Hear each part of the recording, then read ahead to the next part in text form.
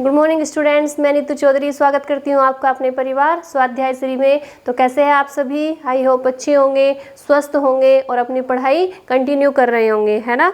जैसे कि आपको पता ही है कि सीटेट के फॉर्म भरे जा चुके हैं, एग्जाम होने वाला है, दिसंबर में एग्जाम हो जाएगा। तो आपको क्या करना है, एक एक चैप्टर को, एक एक टॉपिक को क्लियर करते हुए चलते जाना है ना। क्लियर करते हुए चलेंगे तभी तो जाके हम क्वेश्चंस के आंसर दे पाएंगे। अगर हमारा बेसिक क्लियर नहीं होगा, हमारा हमें बेसिक का ही पता नहीं होगा, थ्योरी नहीं पता होगा अपने चैप्टर की, तो हम आंसर्स कैसे लगाएंगे, है ना। तो हमें क्या करना है, एक एक चैप्टर को क्लियर करते हुए चलना है, ठीक है। जिसमें हमारा फर्स्ट चैप्टर चला हुआ है। तो जैसे हम डेली एक मोटिवेशनल कोड के साथ क्लास की शुरुआत करते हैं, आज भी हम एक मोटिवेशनल कोड के साथ क्लास की शुरुआत करेंगे। आज का हमारा कोड क्या है कि यूं ही नहीं मिलती मंजिल राही को, यूं ही नहीं मिलती मंजिल राही को, एक जुनून सा दिल में जगाना पड़ता है, एक जुनून सा दिल में जगाना पड़ता है। किसी ने पूछा चिड़िया से इतना सुंदर घोंसला कैसे बनाया, तो चिड़िया बोली कि तिनका तिनका उठाना पड़ता है, तिनका तिनका उठाना पड़ता है। बिल्कुल सही बात है, यूं ही नहीं मिलती मंजिल राही को। जब जुनून होगा कुछ करने का, जिद होगी किसी लक्ष्य को प्राप्त करने की, तब जाके मंजिल मिलेगी। इतनी आसानी से मंजिल नहीं मिलती। जैसे चिड़िया का घोंसला आप लोगों को लगता है बहुत सुंदर बनाया है, ऐसे ही बन गया। तो चिड़िया ने क्या बोला, क्या बोली चिड़िया कि तिनका तिनका उठाना पड़ता है, तिनका तिनका उठा के उसने घोंसला बनाया है। बिल्कुल सही बात है, थोड़ा थोड़ा करोगे, थोड़ा थोड़ा करोगे, जब जाके कहाँ पहुँचोगे, अपनी मंजिल पे पहुँचोगे। तो रुकना नहीं है, ठीक है, भागना नहीं है, दौड़ना नहीं है, रुकना भी नहीं है, चलते रहना है, लगातार प्रयास करते रहना है, ठीक है। तो एक ना एक दिन सफलता जरूर मिलेगी। तो इसी के साथ आज की क्लास की शुरुआत करते हैं, जिसमें हमारा चैप्टर कौन सा चला हुआ है, विकास की अवधारणा। और उसमें हमने क्या क्या पढ़ा था, विकास के बारे में, विकास के सिद्धांत पढ़े थे, विकास के रूप पढ़े थे, ठीक है। और आज हम क्या पढ़ेंगे, आज हम पढ़ेंगे विकास की अवस्थाएं, ठीक है। विकास की अवस्थाएं कौन सी होती है, ठीक है। और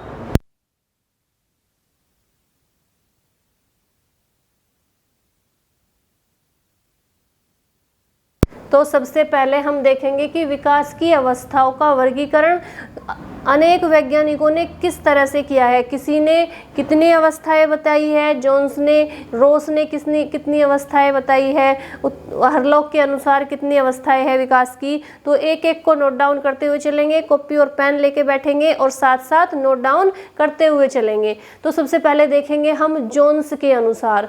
जोन्स ने विकास की अवस्थाएं कितनी बताई है, 3 अवस्थाएं बताई है। कौन कौन सी, शैशवावस्था, बाल्यावस्था और किशोरावस्था। जोन्स के अनुसार जो शैशवावस्था है वो कहाँ से है, जन्म से 5 वर्ष।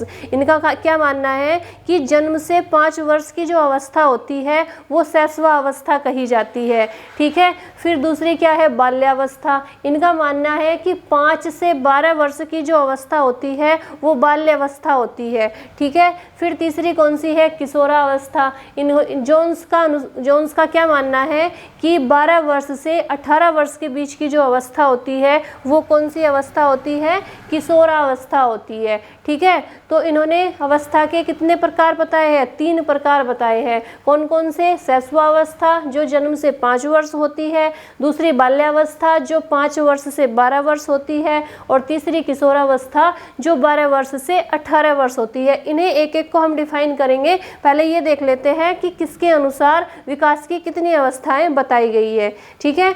तो फिर रोस के अनुसार, रोस का क्या मानना है, रोस मानते हैं कि जो विकास की अवस्थाएं होती है वो 4 प्रकार की होती है, 4 अवस्थाएं होती है। कौन कौन सी होती है, उनके अनुसार शैशवावस्था होती है, और वो कितने वर्ष तक होती है, इन्होंने क्या बताया था, जन्म से 5 वर्ष तक बताई थी कि शैशवावस्था होती है। लेकिन रोस ने क्या बताया कि जो शैशवावस्था होती है वो 1 से 3 वर्ष तक होती है, ठीक है। फिर इन्होंने बताई दूसरी अवस्था, पूर्व बाल्यावस्था। दूसरी अवस्था क्या है इनके अनुसार, पूर्व बाल्यावस्था, जो कितनी है, 3 से 6 वर्ष तक बताई है इन्होंने। फिर इसके बाद उन्होंने बताई उत्तर बाल्यावस्था। पूर्व बाल्यावस्था के बाद कौन सी अवस्था आती है, उत्तर बाल्यावस्था, जो कितने वर्ष से होती है, 6 वर्ष से 12 वर्ष तक के बीच में होती है उत्तर बाल्यावस्था। उसके बाद इन्होंने बताई 4th नंबर पे किशोरावस्था, जो 12 से 18 वर्ष के बीच की अवस्था होती है, ठीक है। तो जोन्स ने कितनी अवस्थाएं बताई है? 3 अवस्थाएं बताई है। रोस ने कितनी अवस्थाएं बताई है? 4 अवस्थाएं बताई है। शैशवावस्था, पूर्व बाल्यावस्था, उत्तर बाल्यावस्था और किशोरावस्था। उनके अनुसार शैशवावस्था जन्म से 5 वर्ष है, रोस के अनुसार 1 से 3 वर्ष है, जोन्स के अनुसार बाल्यावस्था 5 से 12 वर्ष है और इनकी 2 बाल्यावस्थाएं हैं, पहले पूर्व बाल्यावस्था और फिर उत्तर बाल्यावस्था। पूर्व बाल्यावस्था 3 से 6 वर्ष है, उत्तर बाल्यावस्था 6 से 12 वर्ष है और किशोरावस्था उनके अनुसार भी 12 से 18 वर्ष है और इनके अनुसार भी 12 से 18 वर्ष है। अब आ जाते हैं हरलोक के अनुसार। हरलोक ने विकास की कितनी अवस्थाएं बताई है? इन्हें सब चीज़ों को एक एक करके नोट डाउन करते हुए चलेंगे अपनी कॉपी में, ठीक है। इनके अनुसार क्या है? सबसे पहली अवस्था इन्होंने बताई है गर्भावस्था, कि जो इन्होंने शैशवावस्था को पहली अवस्था नहीं बताया, इन्होंने किसे बताया है? गर्भावस्था को, जो कब से शुरू होती है? गर्भाधान से जन्म तक। जब तक बच्चे का जन्म नहीं हो जाता तब से उसकी पहली जो अवस्था होती है वो कौन सी अवस्था कहलाती है? गर्भाधान। गर्भाधान से जन्म तक जो अवस्था होती है वो कौन सी अवस्था कहलाती है? गर्भावस्था कहलाती है। किसके अनुसार? हरलोक के अनुसार। दूसरी अवस्था कौन सी बताई इन्होंने? शैशवावस्था। शैशवावस्था इन्होंने कितनी बताई? जन्म से 2 सप्ताह तक। इन्होंने क्या बताया कि जन्म से जब 2 सप्ताह यानी 14 दिन तक, जन्म से 14 दिन की जो अवस्था होती है बच्चे की वो कौन सी होती है? शैशवावस्था होती है। अब इन्होंने क्या बताई थी? इन्होंने तो 1 से 3 वर्ष बताई थी रोस ने, और जोन्स ने क्या बताई थी? 1 से 5 वर्ष बताई थी। इन्होंने क्या बताया? इन्होंने बोला कि जन्म से 2 वर्ष 2 हफ्ते के बीच का जो 2 सप्ताह के जो जन्म से 2 सप्ताह तक का जो समय होता है, जो अवस्था होती है वो कौन सी होती है? शैशवावस्था होती है इनके अनुसार। नेक्स्ट कौन सी बताई इन्होंने? बचपना अवस्था। तीसरे नंबर की अवस्था कौन सी बताई? बचपना अवस्था। वो कितने वर्ष से होती है? तीसरे सप्ताह से 2 वर्ष तक, यानी तीसरे सप्ताह से जो 2 वर्ष के बीच की अवस्था होगी वो हरलोक के अनुसार क्या कहलाएगी? बचपना अवस्था कहलाएगी। उसके बाद आती है पूर्व बाल्यावस्था। पूर्व बाल्यावस्था कितने वर्ष से कितने वर्ष के बीच की अवस्था होती है? 3 वर्ष से 6 वर्ष के बीच की जो अवस्था होती है वो कौन सी होती है? पूर्व बाल्यावस्था होती है हरलोक के अनुसार, ठीक है। फिर इसके बाद आती है उत्तर बाल्यावस्था। उत्तर बाल्यावस्था को हरलोक ने कितना बताया है? 7 वर्ष से 12 वर्ष तक। 7 वर्ष से 12 वर्ष के जो बीच की अवस्था होती है वो कौन सी अवस्था होती है? उत्तर बाल्यावस्था होती है।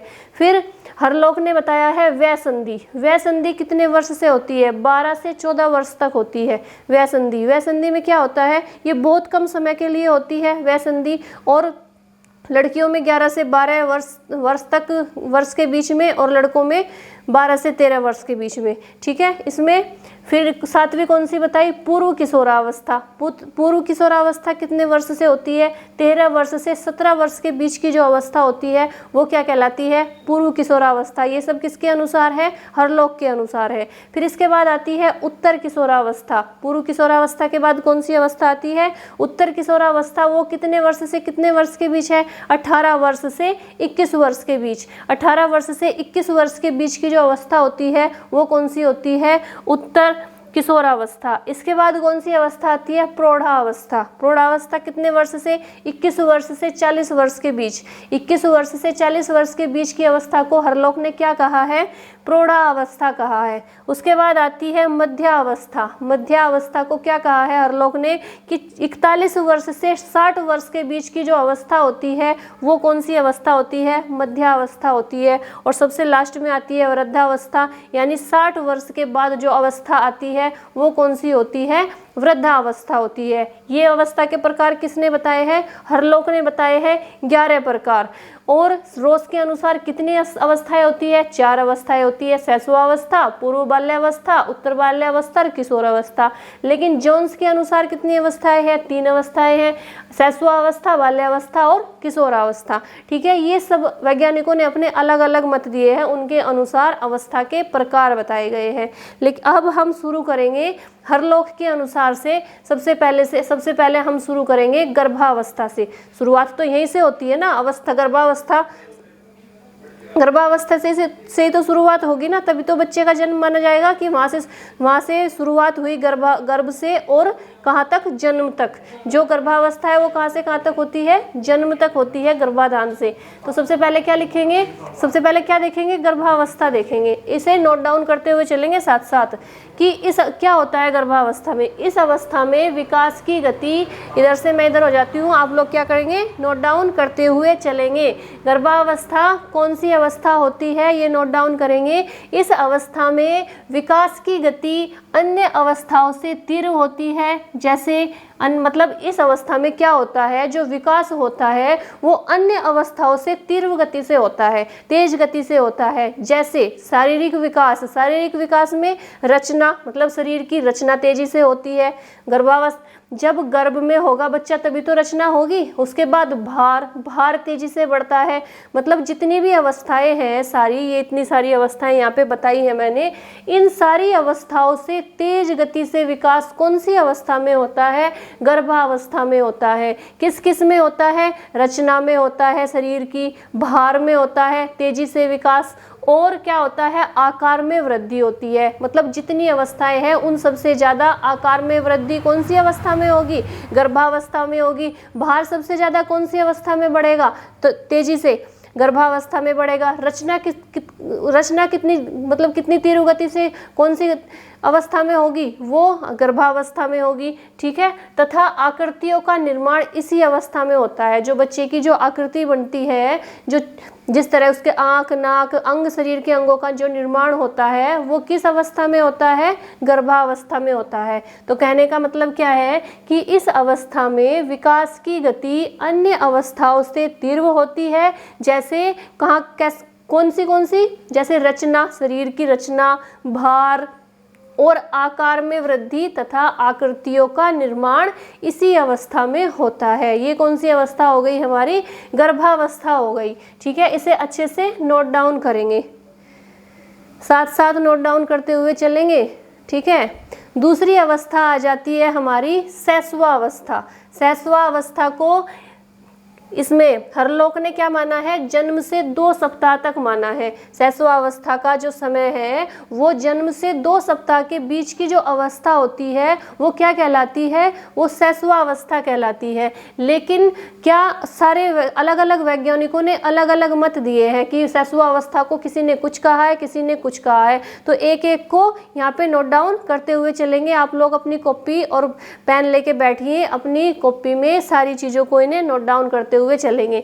तो सबसे पहले शैशवावस्था क्या है कि बालक के जन्म लेने की उपरांत की अवस्था को, जब बच्चा जन्म ले लेता है उसके जो बाद की अवस्था होती है वो क्या कहलाती है? शैशवावस्था कहलाती है। बालक के जन्म लेने के उपरांत की अवस्था को शैशवावस्था कहा जाता है। अब देखते हैं कौन कौन से वैज्ञानिक ने शैशवावस्था की डेफिनेशन किस तरह से दी है। उनके अनुसार शैशवावस्था क्या है?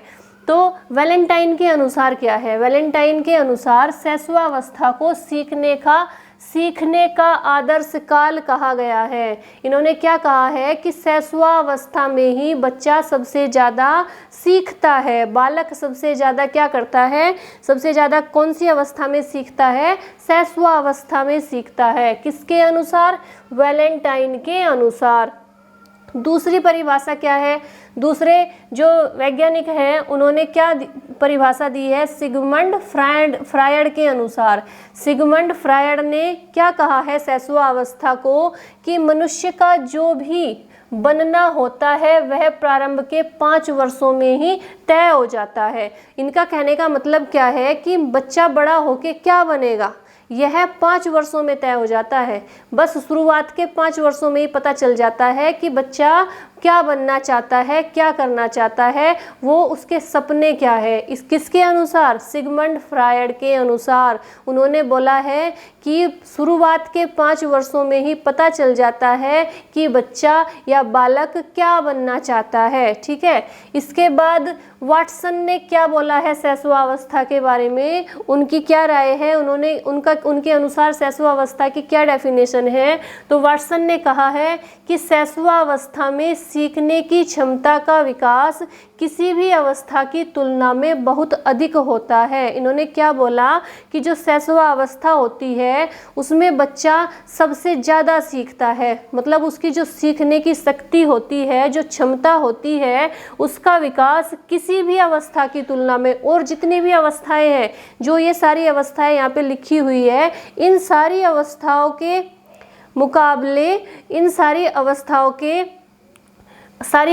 की तुलना में क्या होगा, बहुत अधिक विकास होता है। कौन सी अवस्था में? शैशव अवस्था में।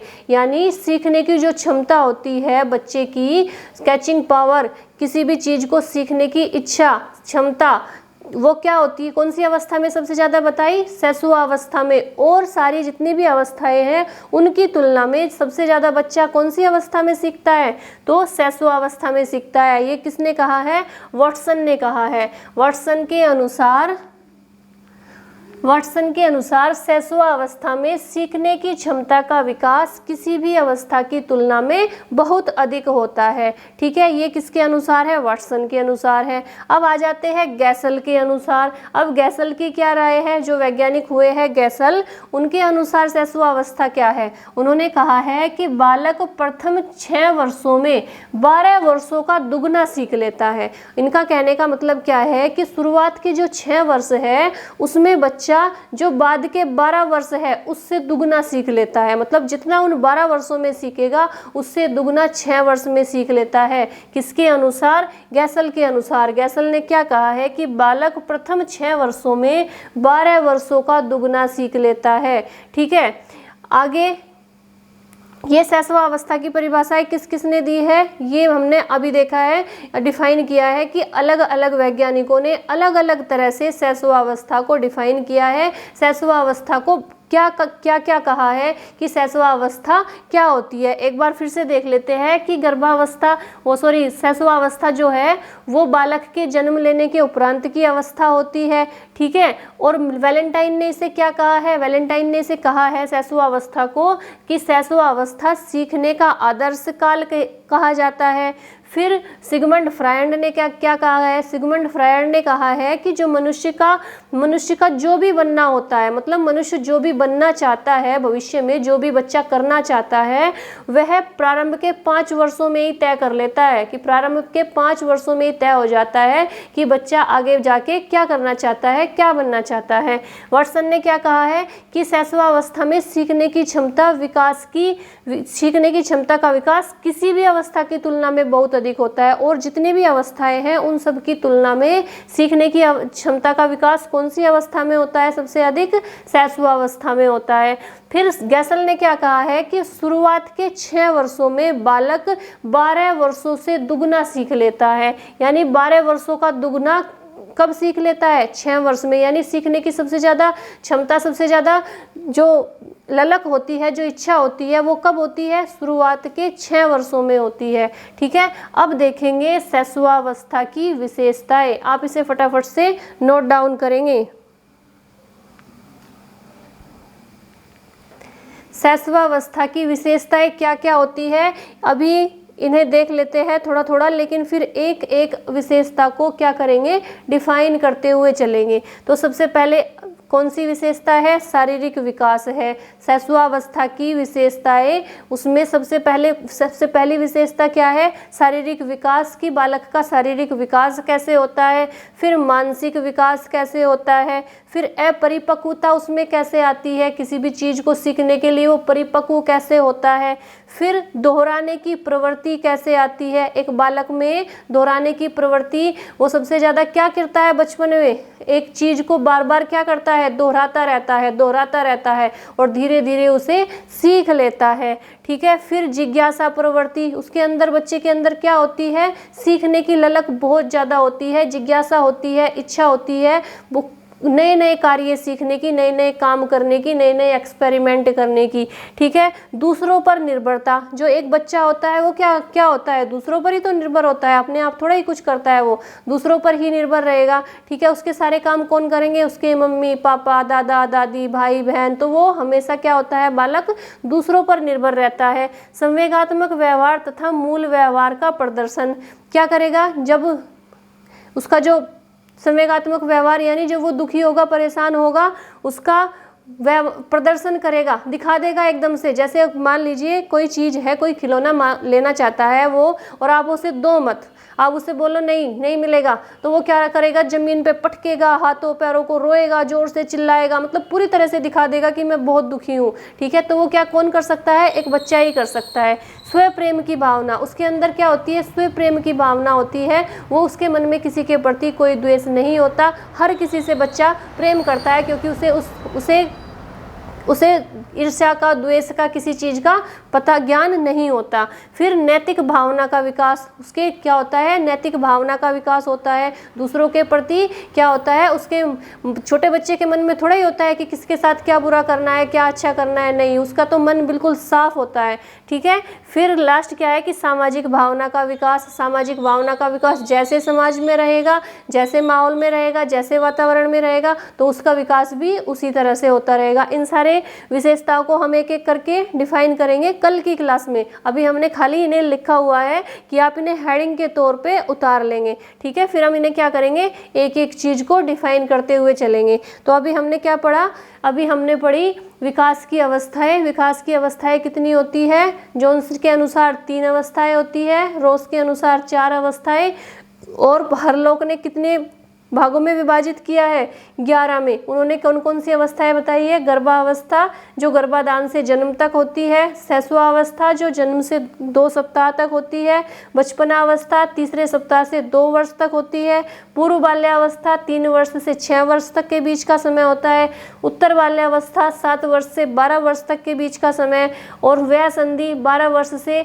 14 वर्ष तक के बीच का समय, और पूर्व किशोरावस्था 13 से 17 वर्ष तक के बीच का समय, और उत्तर पूर्व किशोरावस्था 18 से 21 वर्ष। अब इन्हें क्या करेंगे, एक एक को डिफाइन करते हुए चलेंगे। जैसे अभी हमारा क्या चला हुआ है, शैशवावस्था चला हुआ है। गर्भावस्था तो इतनी सी है ना कि इस अवस्था में क्या होता है, गर्भावस्था को अब ज़्यादा क्या करेंगे, बच्चा क्या होता है, इसमें गर्भ से जन्म तक का जो अवस्था होती है वही तो गर्भावस्था कहलाएगी। तो इस अवस्था में विकास की गति अन्य अवस्थाओं की गति से तीव्र होती है, जैसे रचना, भार और आकार में वृद्धि तथा आकृतियों का निर्माण इसी अवस्था में होता है। गर्भावस्था में तो इतना ही है। ठीक है, अब शैशवावस्था हमने शुरू कर दी है। शैशवावस्था की सबसे पहले हमने क्या की है, डेफिनेशंस ली है अलग अलग वैज्ञानिकों के अनुसार, और उसके बाद जो विशेषताएं हैं उन्हें हम कल की क्लास में करेंगे। एक एक करके एक एक विशेषता को अच्छे से डिफाइन करते हुए कल की क्लास में करेंगे। ठीक है, आज के लिए इतना ही रखेंगे। और जैसे मैं आपको डेली बोलती हूँ कि नोट्स कंप्लीट बनाने हैं, एक एक लाइन लिखनी है जो यहाँ पे लिखी हुई है ना,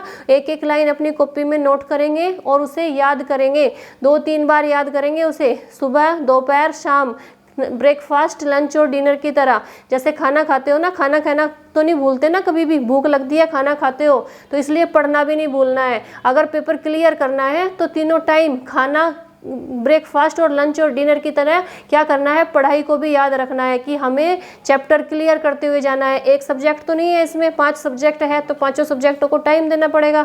जब टाइम देना पड़ेगा तो टाइम दोगे तभी तो उन सारे सब्जेक्ट को याद कर पाओगे। तो आपको क्या करना है, नोट्स बनाने हैं, एक एक सब्जेक्ट के अलग अलग नोट्स बनाने हैं, और उसे अच्छे से रिवीजन करके, मैंने क्या बोला कि रिवीजन ऐसी चीज़ है, प्रैक्टिस ऐसी चीज़ है जो व्यक्ति को परफेक्ट बना देती है ना। अगर आपको कुछ भी नहीं आता, अगर आपने आज 0 से शुरुआत की है ना, तो एक ना एक दिन देखना कि आप कितने परफेक्ट बन जाओगे। लेकिन कब, जब आप डेली प्रैक्टिस करोगे, डेली रिवाइज करोगे, तब आप देखना कि आपका कॉन्फिडेंस कहाँ पे जाता है। ठीक है, तो क्या करना है, आपको नोट्स बनाने हैं और उसी क्लास को उसी दिन याद करना है। जब अगली क्लास को पढ़ेंगे, नोट्स बनाएंगे, तो पिछली वाली का क्या करना है, रिवीजन करना है। तो बस एक बात गांठ बांध लेंगे कि रिवीजन जरूर करना है। रिवीजन नहीं करोगे तो पिछले वाले को भूलते जाओगे, और अगले वाले को पढ़ के कोई फायदा नहीं है जब पिछला भूलते जाओगे तो। ठीक है, तो पिछले वाले को हमेशा साथ लेके चलना है अगले वाले के साथ। ठीक है,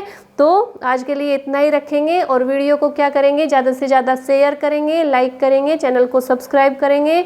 मैं आपको डेली बोलती हूँ 5 मिनट निकालिए, बस 5 मिनट चाहिए मुझे, 5 मिनट निकालो शेयर करने के लिए। एक स्टूडेंट अगर 5 लोगों को भी शेयर करे तो भी बहुत बड़ी बात है। लेकिन आपको तो नहीं करनी है ना वीडियो देखनी है, ना पढ़ाई करनी है, ना सुनना है किसी की बात। ठीक है, क्योंकि आप क्यों टेंशन लेना चाहेंगे, है ना। आपको तो गेम खेलने हैं, चैटिंग करनी है, व्हाट्सअप चलाने हैं, फेसबुक चलानी है, काम की चीज़ें थोड़ा ही करनी है, पढ़ना थोड़ा ही है। कोई बात नहीं, आप आज जो ये टाइम है ना, अगर ये निकल गया तो फिर कभी नहीं आएगा। याद रखना ये चीज़ें। जो पढ़ाई का टाइम होता है ना स्टूडेंट लाइफ का, अगर उसमें आप कामयाब हो गए तो हो गए, नहीं तो फिर बाद में पछताने के सिवा और कुछ रास्ता नहीं रहता आपके पास। इसलिए अच्छे से पढ़ाई कर लो, एक बार कर लो, एक बार ऐसी पढ़ाई करो कि तसल्ली से हो जाए, फिर दोबारा पढ़ने की ज़रूरत ही ना पड़े। ठीक है, तो आज के लिए इतना ही रखेंगे। कल की क्लास में फिर मिलते हैं। वीडियो को शेयर करना है ज़रूर, लाइक करना है, चैनल को सब्सक्राइब करना है। आज के लिए इतना ही। धन्यवाद। जय हिंद, जय भारत।